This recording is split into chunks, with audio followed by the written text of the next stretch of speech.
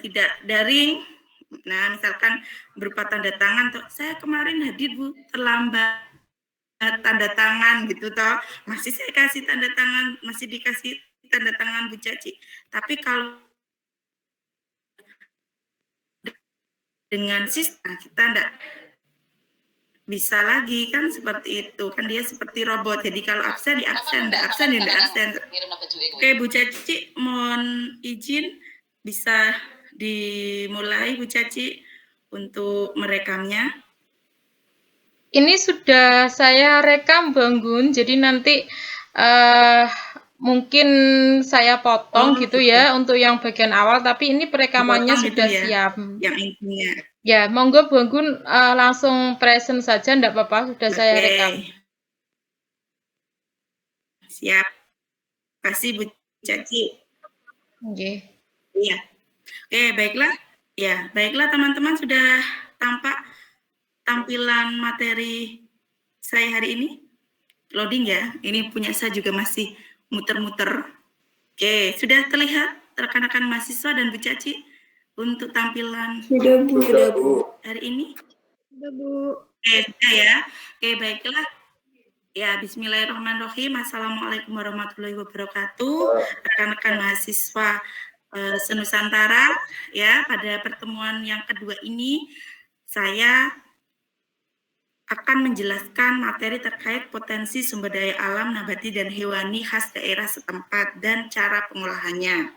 Oke, untuk lebih lanjut ke materi terkait sumber daya alam hayati atau nabati, kita terlebih dahulu menyaksikan tayangan video ya. Ini juga sudah ada di Spada, sudah Bu Anggun uploadkan semuanya di Spada, tapi di sini kita lihat secara singkat ya bahwasanya sumber daya alam hayati Indonesia ini sangat kaya sekali ya.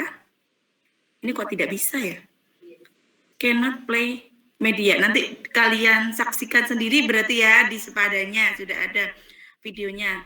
Nah, sumber daya alam Indonesia ini sangat kaya sekali sehingga kita patut bersyukur ya kan sumber daya alam yang Tuhan berikan kepada kita seperti itu di Indonesia.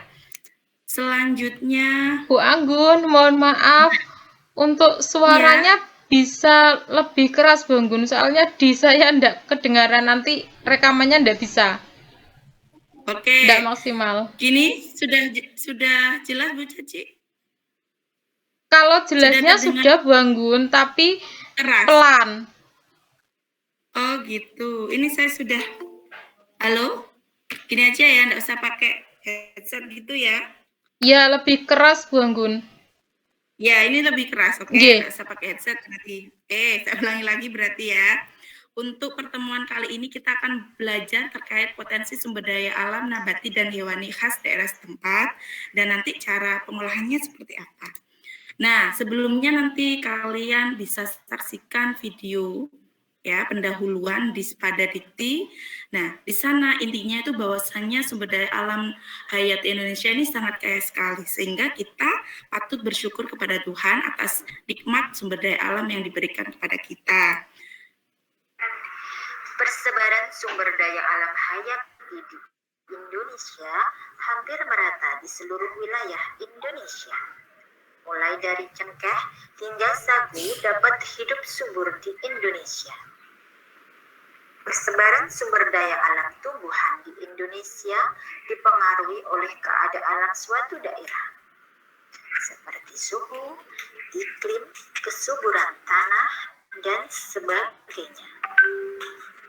Di daerah Papua akan banyak dijumpai tanaman sagu yang merupakan makanan pokok masyarakat Pulau Papua. Daerah Sumatera merupakan salah satu daerah di Indonesia yang banyak ditemui perkebunan kelapa sawit. Mari kita lihat pulau-pulau di Indonesia yang memiliki komoditas hayati unggulan. Pulau Sumatera.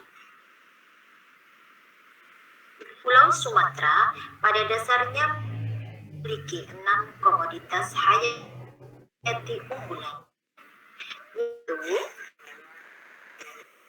coklat, kelapa, teh, kain, serta hasil hutan berupa aneka jenis kayu. Namun, hasil bumi Sumatera yang cukup terkenal ekspor hingga Eropa. Pulau Jawa dan Bali. Pulau Jawa memiliki sumber daya alam hayati yang bervariasi. Kolom diskusi yang mana nantinya kalian setelah menyaksikan video itu, kalian sebutkan sumber daya alam yang ada di Indonesia apa dari tayangan video sebelumnya. Seperti itu ya, ada di kolom diskusi pertama. Nah, akan saya jelaskan secara singkat bahwasanya sumber daya alam itu berasal dari kata sumber daya itu sendiri yang pertama, yang artinya memiliki daya guna. Jadi sumber daya itu adalah yang memiliki daya guna. Kemudian sumber daya alam itu apa? Berarti dia yang berasal dari alam yang dapat digunakan. Nah, digunakan untuk apa? Sebagai peran dalam pembangunan nasional, kemudian penyediaan bahan baku nasional atau pendukung sistem kehidupan. Jadinya kita tidak terlepas dari sumber daya alam tersebut, ya. Nah, kemudian sumber daya alam itu ada yang mengartikan sebagai bumi, biosfer, dan atmosfer. Ada yang bilang sumber daya alam itu sama dengan lingkungan alam. Sumber daya alam juga kadang diartikan sebagai sumber daya nabati, hewani, dan non-hayati, seperti itu. Kemudian pembagian sumber daya alam di sini ada dua. Yang pertama berdasarkan unsur ekosistemnya. Jadi ada sumber daya alam daratan atau terestris, ya. Kemudian sumber daya alam akuatik atau perairan. Jadinya dibagi menjadi dua berdasarkan ekosistemnya. Kemudian berdasarkan dapat diperbarui atau tidaknya itu dibagi menjadi tiga. Sumber daya alam yang dapat dipulihkan atau dapat diperbaharui seperti hewan, terus tumbuhan seperti itu ya. Itu termasuk yang dapat diperbaharui. Kemudian tidak dapat diperbaharui biasanya berupa bahan-bahan tambang, minyak, batu bara, kemudian pasir dan lain sebagainya, atau sumber daya alam yang tak akan habis seperti sinar matahari. Kalau belum berakhir ya, belum kiamat kan pasti akan ada seterusnya seperti itu. Nah, selanjutnya setelah kalian mempelajari modulnya di halaman 3 sampai 4, kalian coba pikirkan dan renungkan potensi sumber daya alam apa yang ada di daerah kalian. Nah, kalian menuliskan pada kolom komentarnya seperti itu.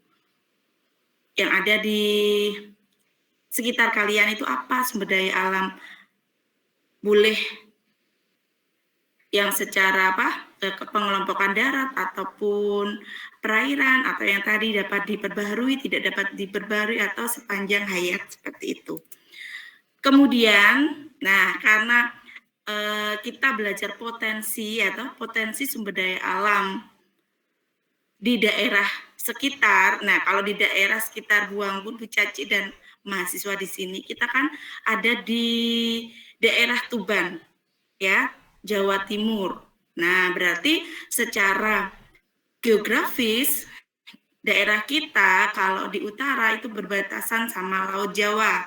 Kalau di sebelah timur kita berbatasan dengan Kabupaten Lamongan, di sebelah timurnya sini ya.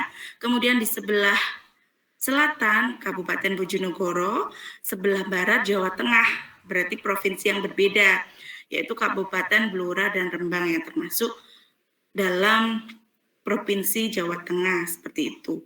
Nah, berarti dari sini dari segi geografis kita berarti berpotensi untuk ada lautnya, berarti nanti potensi dari sumber daya alam yang ada di laut serta di darat itu apa, seperti itu.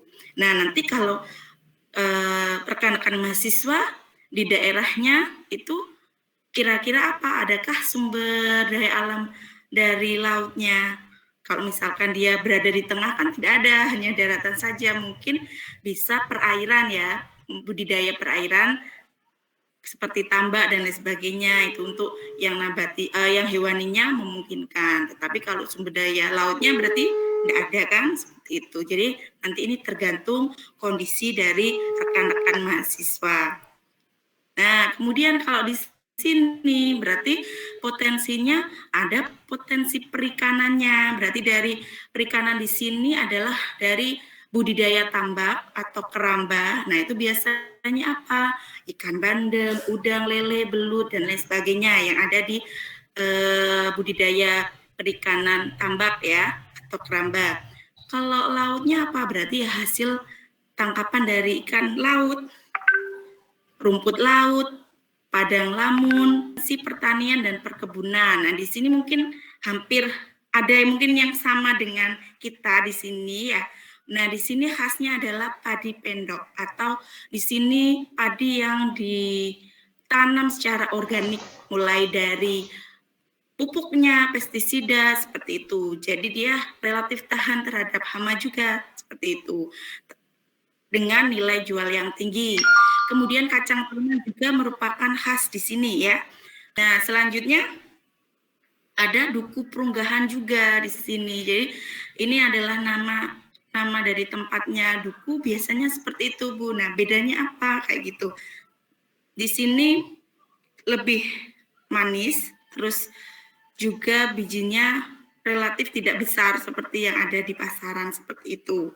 Jagung, kalau jagung ini di Indonesia kebanyakan juga komoditas utamanya ya, kemudian kelapa di sini juga, terutama di pesisir pantai utara biasanya ditanami selain mangrove juga pohon kelapa yang banyak.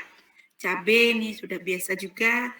Kemudian di sini gayam, mungkin beda, mungkin ini adanya di Tuban.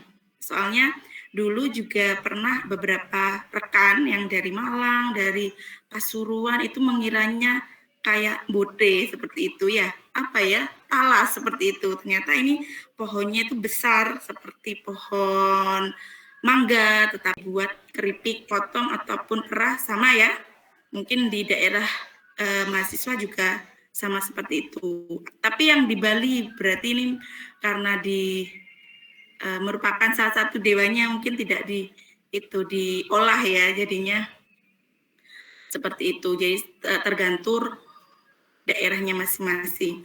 Ada domba sama kambing juga, ayam petelur, pedaging, itik seperti itu. Kemudian potensi pertambangan di sini.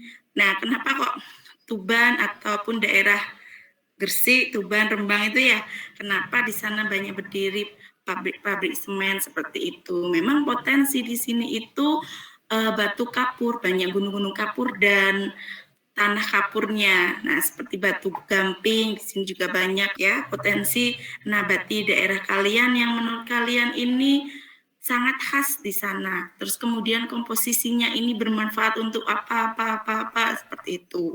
Berikan alasan ya di sana, pemilihan satu sumber daya alam nabati dan satu sumber daya alam hewaninya. Setelah kalian berikan alasan, ya kan? Selanjutnya kira-kira potensi tersebut, satu potensi sumber daya alam nabati ataupun satu potensi sumber daya alam hewani, itu jika dilakukan pengolahan, ya kan, biasanya pengolahan apa, kayak gitu. Kemudian kalian berikan inovasi, ya, pengolahan terhadap sumber daya alam nabati ataupun hewani yang kira-kira akan memberikan nilai ekonomi atau yang bisa meningkatkan nilai jualnya seperti itu. Ini sepertinya ada yang ingin masuk ya, telepon Bu Anggun. Oke, seperti itu nak ya. Yang hari Minggu nanti kita lakukan observasi dan pengolahan. Nah, di sini yang pertemuan kedua ya, ini baru yang mengerjakan adalah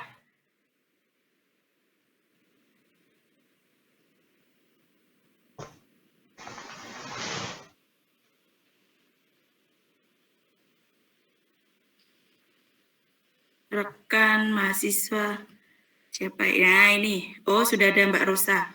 Tadi hanya Mbak Sri tadi. Mbak Sri. Oh, ini sudah banyak. Ya, sip. Tadi baru Mbak Sri Wahyuni yang mengerjakan, ini sudah banyak. 1, 2, 3, 4. Ya, seperti itu rekan-rekan mahasiswa. Untuk Mas Danang, terus Mbak siapa tadi yang baru gabung?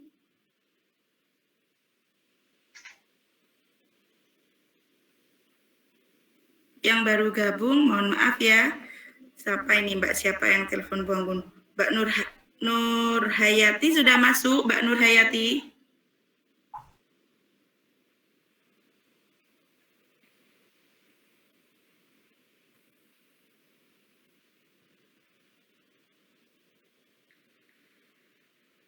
Oke, seperti itu rekan-rekan mahasiswa. Ada yang ditanyakan terkait pembelajaran pertemuan kedua ini? Jadinya nanti di dalam modulnya yang ada di Spada juga, terus kemudian yang materi yang dijelaskan oleh Bu Anggun tadi, ya. Nah, dari situ kalian tahap per tahap yang diskusi itu diisi, yang pada kolom diskusi tersebut untuk pertemuan hari ini. Nanti kami tunggu sampai pukul 23 waktu Indonesia Barat. Selanjutnya untuk pertemuan ketiga ya, kita lakukan pembelajaran asinkronus. Jadinya kalian tadi membuat video ya, observasi secara langsung dan merekam hasil observasinya yang terkait sumber daya alam nabati. Nah, selanjutnya nanti ini kita masukkan di link YouTube.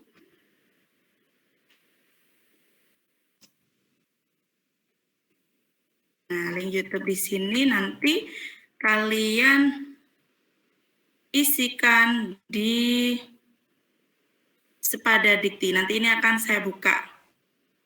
Spada Diktinya di pertemuan ke-3. Di hari Minggu ya, nanti akan saya buka. Nah, di sini kan masih saya tutup. Sudah jadi semuanya sampai pertemuan 16, masih saya inaktif. Nah, ini saya aktifkan. Nanti di sini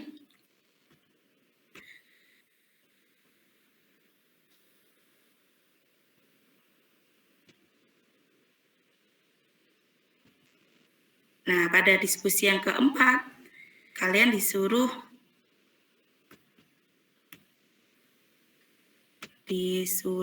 mengupload ya link YouTube-nya masing-masing seperti itu. Oke? Atau kalau tidak seperti itu nanti di WA group nanti akan saya ingatkan untuk mengumpulkan link YouTube-nya berdasarkan nama, seperti misalkan Mas Danang, linknya apa, Mas Muhammad, linknya apa, seperti itu. Oke? Ada yang ingin ditanyakan? Rekan-rekan mahasiswa sekalian? Mas Jamaluddin? Saya, Bu. Oke, Mas Danang. Oke, Oh, iya Mas boleh. Danang. Boleh. Tadi yang itu, Bu. Boleh tadi yang diulang untuk kegiatan penugasan yang dikumpulkan minggu depan itu, Bu. Oke. Siap. Oke, Mas Danang. Tadi kan Bu Anggun di sini intinya menjelaskan terkait hari ini kita belajarnya adalah belajar terkait potensi sumber daya alam nabati dan hewani. Nah, itu tadi sudah menyaksikan video, nanti ada juga di Spada ya, mengerjakan ini diskusi 1, kemudian dijelaskan Bu Anggun macam-macam sumber daya alam menurut pengertian, kemudian sifat secara ekosistemnya, kemudian juga dapat diperbaharui atau tidak dapat diperbaharui. Nah, baru nanti Mas Dadang dan teman-teman mengerjakan diskusi 2. Ya, ada di sana disuruh merenungkan potensi sumber daya alam apa sih yang ada di daerah kalian. Sumber daya alam nabati di daerah Mas Danang itu apa dan teman-teman? Ini banyak sekali, Bu. Nah, yang hewaninya apa? Ini banyak sekali. Nah, kemudian pilih salah satu masing-masing. Baik hewani ataupun nabati. Nah, berikan alasan pemilihan kalian itu karena apa? Seperti di sana khasnya di sana memang banyak didapat di sana ataupun karena ada alasan kebermanfaatannya seperti komposisinya itu mengandung apa, misalkan banyak omega 3 dan lain sebagainya, ini potensi untuk diolah sehingga bisa digunakan untuk makanan untuk anak dan lain sebagainya. Nah, itu alasan pemilihan. Kemudian yang ketiga nanti ini kira-kira potensi dari sumber daya alam nabati dan hewani dari Mas Danang yang dipilih itu dan teman-teman yang pilih itu apa yang bisa meningkatkan nilai ekonomi dari sumber daya alam itu, seperti itu. Semisal biasanya kalau gayam ya, kalau di sini nih ya, misalkan itu biasanya direbus atau dibuat keripik. Nah, ini saya buat inovasi, saya buat brownies seperti itu. Soalnya di sini tidak ada oleh-oleh khas dari Tuban yang berupa brownies seperti itu. Boleh, atau karena gayam ini kaya dengan karbohidrat. Nah, seperti itu, sehingga ini cocok ini. Saya buat makanan pokok yang disukai banyak masyarakat, ya kan? Mie seperti itu, jadi mie dari buah gayam seperti itu. Kan inovasi lain yang biasanya dibuat seperti ini, tapi kita membuat suatu inovasi yang lainnya seperti itu. Itu yang proyek pertama yang membuat video. Jadinya nanti ini Mas Danang dan teman-teman hanya yang ada di sekitar rumah saja. Kalau misalkan ada seperti Mbak siapa kemarin yang di Sidoarjo, karena masih ada itu Bu pembatasan sehingga tidak dibuka itu ya yang ada di sekitar rumah gitu aja. Nah, tetapi videonya kan selain kita jalan-jalan kan punya catatan-catatan yang nantinya mungkin dikasih suara ataupun dikasih tulisan seperti itu yang menunjukkan potensi nabati dan hewani dari Mas Danang itu apa kayak gitu. Nah, selanjutnya kan tadi sudah dipilih toh ya, satu. Ini boleh hewani atau nabati, salah satu saja yang kalian pilih untuk diolah kayak gitu kan. Kalian tadi sudah bilang yang paling potensial ini yang nabati karena apa kalian jelaskan. Yang hewani ini seperti itu. Nah, nanti misalkan mau dilakukan pengolahan yang nabati, ya sudah hanya satu video pengolahannya saja. UTS sama UAS ini sudah ada modulnya, memang tidak saya inaktifkan supaya per pertemuan maksud saya seperti itu. Jadi nanti ini akan saya aktifkan ya, terus kemudian akan bisa rekan-rekan mahasiswa kerjakan Sabtu Minggu besok seperti itu. Nanti berarti di modul 3 atau pertemuan 3 dan pertemuan 4. Yang pertemuan 3 ini berkaitan dengan laporan hasil observasi yang tadi memvideo bagaimana potensi dari nabati dan hewani daerah setempat. Nah, untuk yang pertemuan keempat ini yang pengolahannya seperti itu. Nah, linknya nanti dimasukkan di sana. Ya, di pertemuan keempat juga. Ini pertemuan keempat berarti diskusi yang ketujuh. Link sebentar ya, masih. Diskusi yang ketujuh ini ada link pengolahan. Seperti itu, rekan-rekan mahasiswa. Nah, ini cara pengolahannya nanti dimasukkan di link ini. Ini kan punyanya Bu Anggun, tapi kalau tampilan kalian nanti di bawahnya ada kolomnya, terus nanti dipaste. Misalkan Danang siapa-siapa, _2, paste dari linknya, seperti link YouTube-nya seperti itu. Oke? Nah, namun yang pertemuan keempat ini kan kita pertemuan keempat berarti nanti baru saya buatkan presensi. Bukan Bu, yang tadi Bu, yang sebelum ini. Ya, yang terakhir. Oke.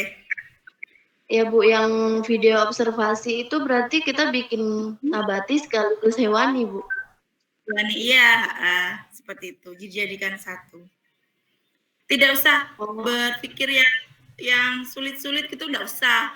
Yang ada di sekitar kalian gitu aja, diceritakan gitu. Ini kan namanya potensi sumber daya alam nabati dan hewani di sekitar kalian kan gitu ya. Nggak usah jauh-jauh.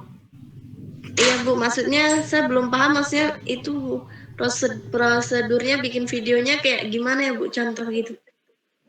Oke, prosedurnya kayak tadi, misalkan ya biasa kan, biasa kalian ngevlog gitu seperti itu. Boleh seperti itu, jadi tidak formal, tidak apa-apa. Pokoknya yang mana bisa menunjukkan potensi daerah masing-masing, kayak gitu. Jadinya di video ya, misalkan di kebun jagung, di video bahwasanya salah satu potensi di sini jagung, terus kebun apa gitu kan ya, di daerah sekitar kalian itu. Nah, terus nantinya kalau hewani ini Bu, biasanya berpotensi di sini juga berpotensi sumber daya hewaninya juga ini gitu. Kemudian pilih salah satu dari nabati dan hewani yang menurut Mbak Dian itu dia potensi untuk meningkatkan nilai ekonominya. Seperti itu. Gitu Mbak Dian. Terus seperti yang ini, yang pedomannya Bu Anggun ini. Jadi disebutkan sumber dayanya apa saja sih, terus alasan pemilihan sumber daya alam, maksudnya satu dipilih. Alasanmu kenapa memilih itu? Seperti itu. Selanjutnya ceritakan Mbak Dian di sana potensi pengolahannya bagaimana biasanya, terus Mbak Dian. Berarti kalau